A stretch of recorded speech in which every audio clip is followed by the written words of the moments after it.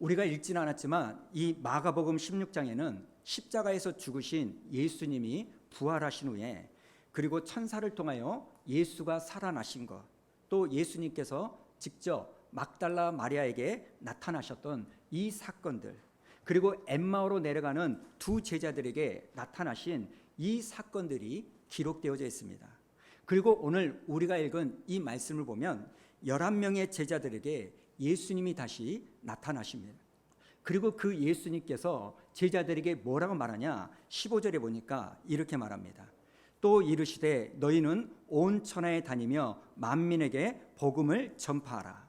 지금 마가복음의 저자 마가는요, 이 마가복음을 마무리하면서 뭐라고 말하냐, 예수님이 이 땅에 남겨져 있는 제자들에게, 예수님께서 이 땅에 세워진 교회들에게 마지막으로 주신 사명, 미션이 있는데 그게 뭐냐, 너희는 온 천하를 다니며 만민에게 복음을 전파해라. 이것이 예수님이 제자들과 교회에 주신 사명이라고 말하고 있습니다. 그렇다면 여러분, 복음이란 뭘까요? 복음을 전파하라고 했으니까 우리가 복음이 뭔지를 알아야 되는 거 아닙니까? 여러분, 복음은요, 예수 그리스도가 복음인 줄로 믿습니다. 마가복음 1장 1절에 보니까 이렇게 기록합니다. 하나님의 아들 예수 그리스도의 복음의 시작이다. 복음이 예수 그리스도라는 겁니다. 그러니까 여러분, 왕이신 예수님이 이 땅에 오셨다. 이게 복된 소식이고 복음이라는 겁니다. 이 예수님께서는요, 침례, 세례 요한이 헤롯을 비방하고 지적함으로 말미암아 감옥에 갇히자 그때부터 공생애를 시작합니다. 그리고 예수님께서 공생애 사역을 시작할 때 제일 먼저 하셨던 설교가 뭐냐면 마가복음 1장 14절부터 15절에 이렇게 나오는데요, 우리 한번 읽어볼까요? 시작. 요한이 잡힌 후 예수께서 갈릴리에 오셔서 하나님의 복음을 전파하여 이르시되 때가 찼고 하나님의 나라가 가까이 왔으니 회개하고 복음을 믿으라 하시더라. 지금 복음이신 예수님이 복음을 전파하시는 겁니다. 그래서 예수님은 이 땅에 복음을 위하여 오셨고 복음을 위하여 사셨고 복음을 위하여 십자가에 못 박혀 죽으셨습니다. 그리고 복음을 위하여 3일 만에 부활하셨고 그 복음을 위하여 하늘로 승천하셨을 뿐만 아니라 이제 이 복음을 위하여 산자와 죽은 자를 심판하러 다시 재림하실 줄로 믿습니다. 이렇게 복음을 위하여 이 땅에 오셨고 복음을 위하여 죽으신 예수님께서 지금 자기를 믿고 구주로 고백한 우리들에게 이렇게 말하는 거예요. 너희는 온 천하에 다니며 만민에게 복음을 전파해라. 내가 이렇게 복음을 위하여 왔으니 너희도 복음을 전파해라. 이렇게 말합니다. 여러분, 예수님께서 온 천하라고 말합니다. 그러면 온 천하가 어딜까요? 저 남미? 저 아프리카? 북극이 온 천하일까요? 예, 거기도 온 천하일 수 있습니다. 그러나 여러분, 온 천하라는 말을 사용할 때 이 천하가 나와 가장 가까운 내 가정일 수도 있다는 사실입니다. 내가 매일 출근하는 내 직장이 온 천하일 수도 있다는 겁니다. 여러분, 여러분들이 자녀들을 양육하죠. 그런데 왜 자녀들을 양육합니까? 누구를 위하여? 예수 그리스도의 복음을 위하여. 내가 오늘도 몸이 천근만큼 지치고 힘들지만 왜 직장으로 출근합니까?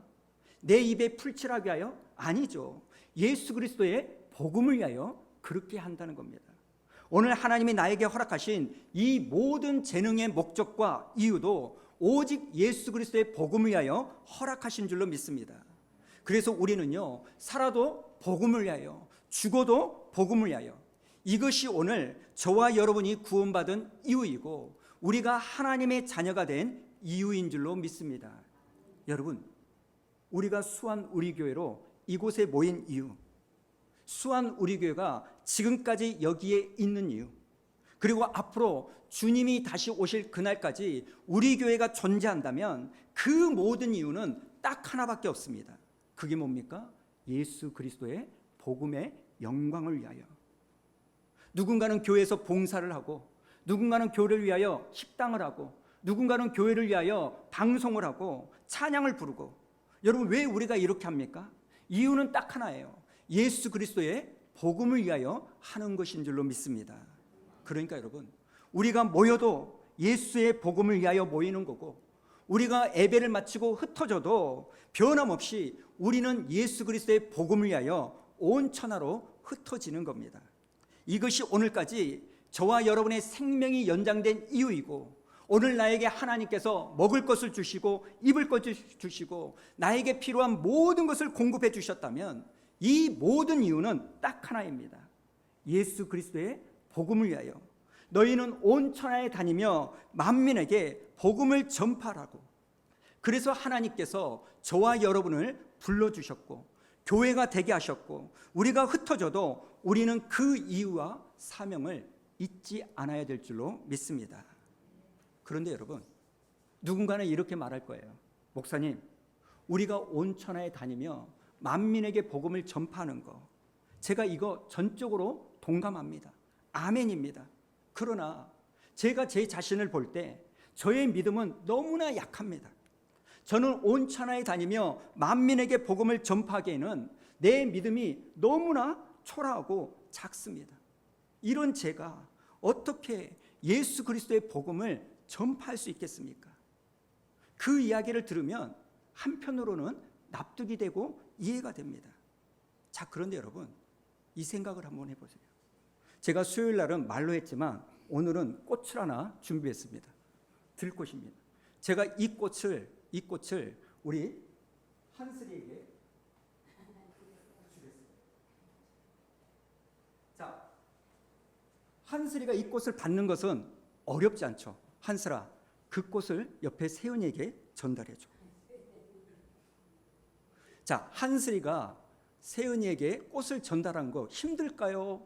쉬울까요? 쉽죠. 이렇게 전해주는 거 어렵지 않습니다.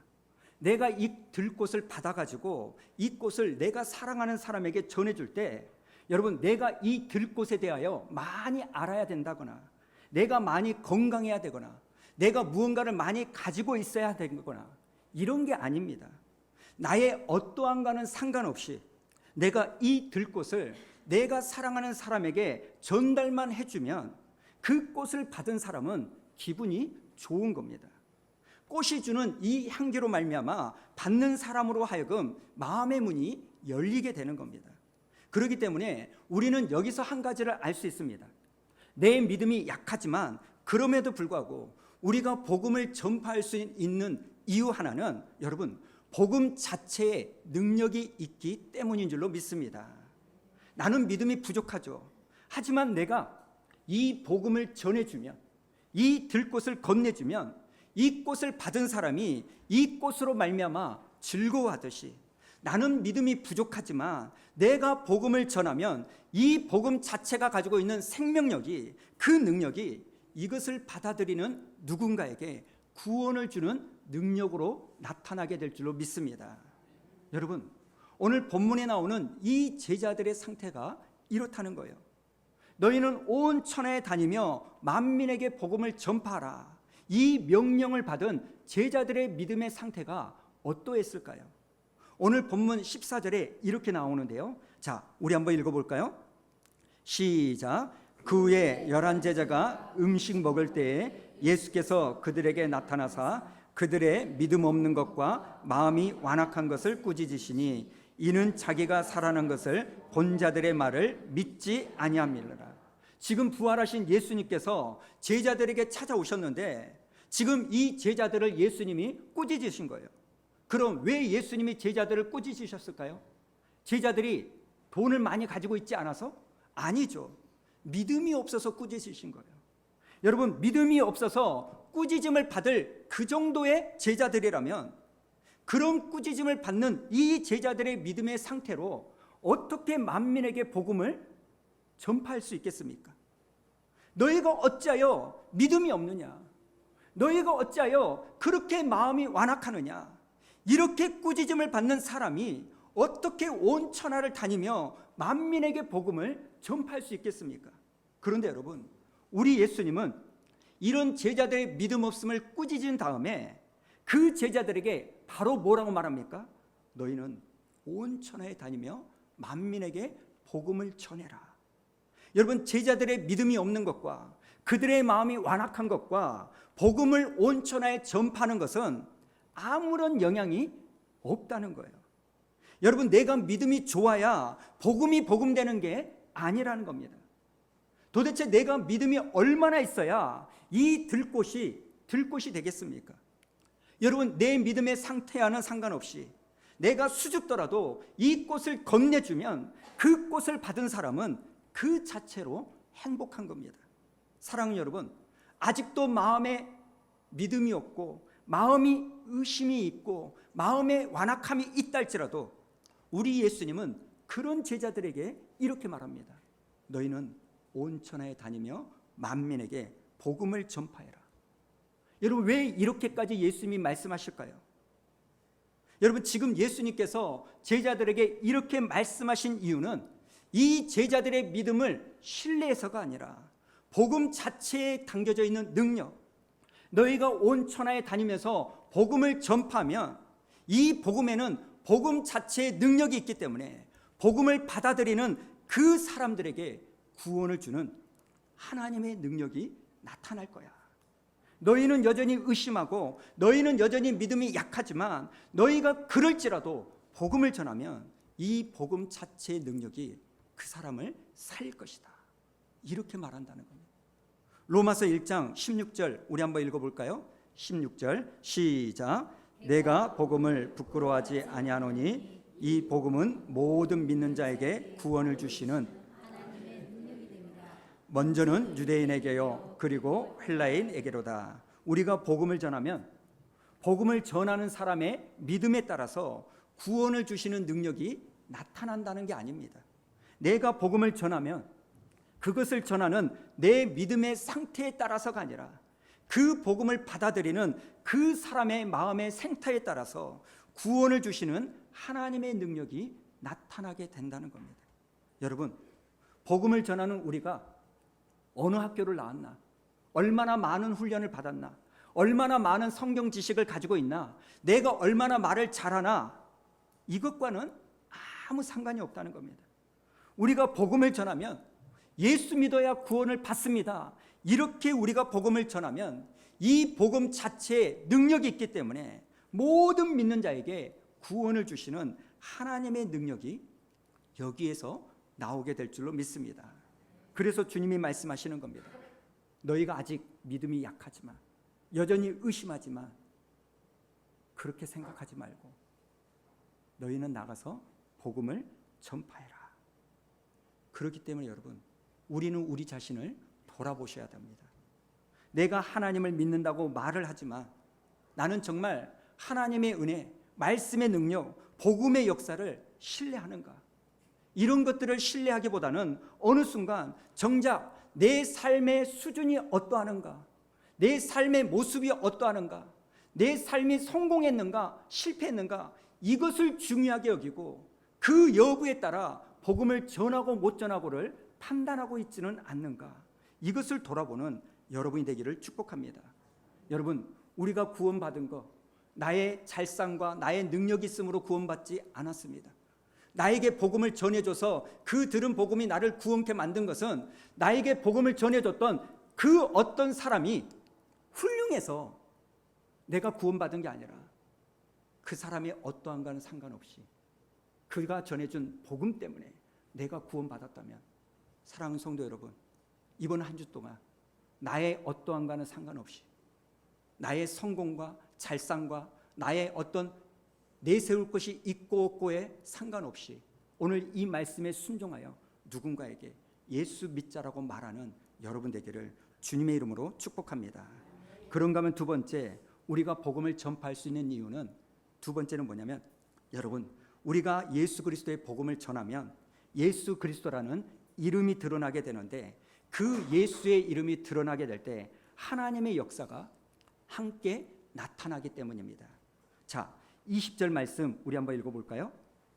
20절 시작. 제자들이 두루 나가 전파할세 주께서 함께 역사하사 그 따르는 표적으로 말씀을 확실히 증언하시니라. 자, 이제 제자들이 온 천하에 다니며 만민에게 복음을 전파합니다. 그랬더니 무슨 일이 일어났다는 거예요? 표적이 나타나는데 이 표적이 나타나기 전에 무슨 일이 있었습니까? 20절을 다시 한번 보여주세요. 주께서 함께, 그 다음에 뭐가 일어나요? 역사가 일어나는 거예요. 여러분, 여기에 나오는 역사라는 말은 헬라어 시네르게오라는 단어인데, 이 시네르게오에서 우리가 잘 아는 시너지가 나왔습니다. 여러분, 시너지라는 말을 잘 아실 거예요. 여러분, 한 사람이 강해요? 두 사람이 강해요? 두 사람이죠. 그럼 두 사람이 강해요? 세 사람이 강해요? 세 사람이 강합니다. 여러분, 세상에서 말하는 시너지는 다다익선입니다. 많으면 많을수록 좋습니다. 그런데 성경에서 말하는 시너지는 좀 다릅니다. 구약을 보면 엘라 골짜기에서 다윗은 혼자 있습니다. 그런데 거인 골리앗을 상대로 이 다윗이 이기나요, 지나요? 집니다. 어떻게 이깁니까? 하나님의 시너지, 하나님의 역사가 있기 때문에. 다윗이 뭐라고 말합니까? 너는 칼과 창과 단창으로 내게 나오지만 나는 만군의 여호와의 이름으로 너에게 나아간다. 여러분, 만군의 여호와의 이름이 나타날 때 하나님이 거기에 함께 역사해 주실 줄로 믿습니다. 엘리야도 마찬가지 아닙니까? 갈멜살 꼭대기에 엘리야는 한 명이에요. 엘리야 편은 아무도 없어요. 혼자예요. 그런데 저쪽은 바알과 아세라 선지자 850명이 모여 있는 겁니다. 그런데 하늘에서 불이 떨어져 응답한 것은 바알 선지자 쪽이 아니라 엘리야 한쪽 사람 편밖에 나타나지 않더라는 거예요. 왜 그렇습니까? 엘리야는 혼자였지만 그에게는 하나님의 이름이 드러나는 그 일들을 일으킴으로 말미암아 그 이름이 드러날 때 여러분, 하나님이 함께 역사하셔서 시너지가 나타나더라는 겁니다. 사랑하는 여러분, 혼자니까 약할 것 같죠? 혼자니까 가장 작을 것 같죠? 아닙니다. 이사야서 60장 22절에 나오는 말씀처럼 하나님이 함께 역사하시면 그 작은 자가 1000명이 되고 그 약한 자가 강국이 되는 이러한 축복이 우리의 삶 가운데 일어날 줄로 믿습니다. 여러분, 우리가 예수 그리스도의 복음을 전할 때 예수의 이름이 드러나는 순간 우리는 이름만 전하고 복음만 전하는 게 아니라는 거예요.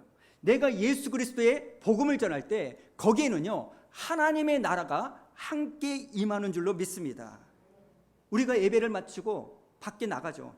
그러면 바람이 막 불어요. 그런데 여러분, 바람이 불고 있다는 표적이 있나요? 있죠. 뭘 보면 압니까? 현수막이 팔랑거리고 내 머리칼이 흐트러지고, 여러분 이걸 보면서 아, 바람이 부는구나, 이걸 알 수 있죠. 지금 이 장소에 전기가 있어요. 전기가 흐르고 있다는 증거가 뭡니까? 지금 불이 들어오고 이 마이크에서 소리가 나는 것을 통하여 전기가 흐르고 있구나, 이것을 알 수 있잖아요. 여러분, 우리가 예수 그리스도의 복음을 전할 때 하나님이 함께 하시는 그 표적이 어떻게 나타나는지 아십니까? 오늘 본문 17절과 18절에 이렇게 말합니다. 우리 한번 읽어볼까요? 시작. 믿는 자들에게는 이런 표적이 따르리니 곧 그들이 내 이름으로 귀신을 쫓아내며 새 방언을 말하며 뱀을 집어 올리며 무슨 독을 마실지라도 해를 받지 아니하며 병든 사람에게 손을 얹은즉 나으리라 하시더라. 여러분, 지금 이 말씀을 읽어도 의심하는 분들이 있을 거예요. 나는 믿음이 작은데, 내게서는 저런 표적이 일어날 리가 없는데, 이런 표적은 기도를 많이 하는 목사님이나 장로님이나 권사님, 이런 분들에게 표적이 나타나지, 나같이 믿음 없는 성도에게 어떻게 귀신이 쫓겨날 것이며 어떻게 내가 손을 얹는데 낫는 역사가 일어나겠어, 이렇게 생각하시는 분이 계실지 모르겠습니다. 여러분, 다시 말씀드립니다. 여러분의 믿음이 크든 약하든 상관이 없습니다. 예수님의 이름이 나타나는 그 순간 예수 이름의 능력이 더러운 귀신을 물리치는 줄로 믿습니다. 내 믿음이 좋아서 귀신이 나가는 게 아닙니다. 여러분의 믿음을 보고 귀신이 쫄려가지고 그 사람에게서 떠나는 게 아닙니다. 여러분의 믿음은 아직도 의심하는 믿음일지 모르지만 우리가 예수의 이름을 전하면 그 이름이 드러나는 그 순간 이 복음의 능력이 그 귀신을 쫓아내는 줄로 믿습니다. 그러니 내 믿음의 좋고 나쁨을 생각하지 마시고 오늘 이 예수님의 말씀을 나에게 주시는 말씀으로 받으셔서 우리 한번 예수 믿어보자고, 예수를 믿으면 네가 구원받을 뿐만 아니라 너의 삶에 문이 열릴 거야. 그러니 예수 믿자라고 복음을 전하는 여러분 되기를 축복합니다. 물론 이렇게 말했는데 아무런 역사가 일어나지 않는다면 쪽팔리겠죠. 그럴 수 있어요. 내 믿음은 딱 그 정도일 수 있어요. 그런데 여러분, 예수 그리스도의 이름이 드러나는 순간 하나님이 그 사람의 병을 고쳐버릴 수도 있을 줄로 믿습니다. 한 가지만 말씀드리고 마치겠습니다. 2달 전에 우리가 기도하고 협력하는 인도네시아 선교사님에게 긴급 기도 제목이 왔어요. 뭐냐면 이분은 인도네시아에서 아프가니스탄 난민을 선교하고 복음을 전하거든요. 그런데 인도네시아에서 아프가니스탄에 있는 성도들과 줌으로 온라인으로 예배를 드리는데 그 아프가니스탄에서 예배드리던 사피카라는 자매가 탈레반에게 잡혀갔어요. 근데 이 사피카는 여자일 뿐만 아니라 탈레반이 들어오기 전에 경찰이었어요. 그러니까 탈레반은 이 사피카를 잡으면 죽여버리는 겁니다. 근데 감옥에 끌려갔는데 그 끌려간 감옥이 악명이 높은 감옥인 거예요. 살아서는 나오지 못하고 심한 고문에 죽어서 나오는 이 부분이에요. 그래서 금요 기도회 때도 한번 긴급하게 기도했고 또 새벽마다 제가 기도하면서 하나님, 사도행전에 보니까 베드로가 잡혀갔을 때 하나님께서 온 교회가 합심하여 기도하는 그 기도를 듣고 풀어주신 적 있지 않습니까? 하나님 살려주십시오. 그런 기도를 드렸습니다. 일주일 전에 선교사님에게 연락이 왔어요. 목사님, 정말 놀라운 일이 있었습니다. 면회조차도 안 되는데 가족이 면회를 다녀왔다고 합니다. 그리고 이번 주에 어떤 연락이 왔냐면 목사님, 기적이 일어났습니다. 죽어야 나오는 그 감옥인데 살아서 나왔습니다. 물론 손톱 발톱 다 뽑혀가지고 모진 고문 구타당해서 죽느니만 못한 그런 상황이기도 하지만 기도함으로 말미암아 나와가지고 복음의 능력을 확인시켜주는 그 일들이 일어났습니다. 여러분, 이 일이 어떻게 가능할까요? 예수 그리스도의 이름을 붙잡고 기도하니까. 여러분은 잘 모르시겠지만 여러분, 특별히 우리 교회 새벽 기도가 기도 응답이 많다는 거 아십니까? 제가 간혹 가다가 여러분과 대화하거나 여러분의 삶을 알 때 그걸 마음의 부담을 갖고 있다가 새벽 기도에 오시는 분들에게 어쩌다 한 번씩 기도 부탁을 합니다. 근데 여러분, 얼마 가지 않아가지고요, 내가 기도했고 우리가 기도했던 그 기도 제목보다 더 좋은 일로 응답받을 때가 너무나 많아요. 저는요, 그런 일이 있을 때마다 하나님 앞에 감사한금 합니다. 지난주에도 했고요, 이번 주에도 또 합니다. 하나님께서 응답 주신 일들이 있기 때문에. 이게 어떻게 가능합니까? 우리가 열심히 노력해서? 아니요. 예수 이름을 붙잡고 예수의 이름을 고백하고 예수 이름을 선포하니까 그 이름의 능력이 나타나는 줄로 믿습니다. 사랑하는 성도 여러분, 다음 주면 새생명 축제입니다. 내가 그 사람에게 내세울 게 하나도 없는데 어떻게 예수 믿으라고 할까?